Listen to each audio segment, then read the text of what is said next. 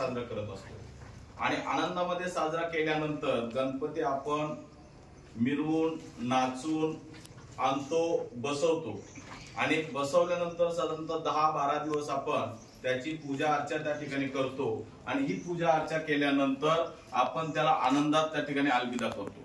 आणि अलविदा केल्यानंतर ज्या ठिकाणी ती मूर्ती आपण विसर्जन त्या मूर्तीची करतो आणि ती मूर्तीची विटंबना जी आहे ती विटंबना आपल्या प्रवरा परिसरामध्ये होऊ नये याची जनजागृती जी आहे ती जनजागृती आपल्या संस्थेच्या माध्यमातून त्या ठिकाणी केली जाते, हे लक्षात ठेवा.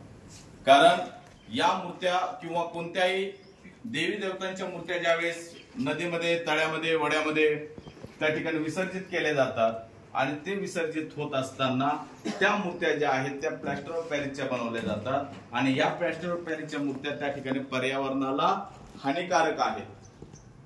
आणि यामुळं आपण शाडूच्या मातीची मूर्ती बनवतोय का जेणेकरून ही शाडूची माती पाण्यामध्ये जर मूर्ती आपण सोडून दिली तर काही ठराविक काळानंतर त्याची परत माती तयार होते आणि ती माती आपण परत काय करू शकतो, वापरू शकतो. म्हणजे टाकाऊपासून परत आपण काय करू शकतो, टिकाऊ करू शकतो. आणि जी विटंबना आहे ती त्या ठिकाणी होणार नाही. आज या ठिकाणी मला माझ्या महाविद्यालयामध्ये परत बोलवलं आणि बोलवल्यानंतर मला कार्यशाळा घेण्याची ही संधी उपलब्ध करून दिली. त्याबद्दल महाविद्यालयाचे प्राचार्य आदरणीय गुरुवर्य शिंगोटे सर, त्याच्यानंतर सिंगर मॅडम आणि मित्रतुल्य असे राजबोस सर यांचं सर्वांचं या ठिकाणी मी तुमचा मार्गदर्शक आहे, परंतु या लोकांचं मला नेहमी मार्गदर्शन भेटत असतं.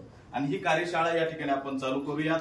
आणि या ठिकाणी तुम्हाला एक सूचना सांगितली का तुमची स्पर्धा आहे, आपल्याला ही स्पर्धा म्हणून करायची नाही. यातून सुंदर कलाकृती जी तयार होणार आहे त्याला ते बक्षीस मिळणार आहे. आणि एक लक्षात ठेवायचं का आपण सर्वजण जन्माला आल्यापासून साधारणतः बालपणामध्ये प्रत्येक जण हा माती बरोबर खेळलेला आहे, हे लक्षात ठेवा.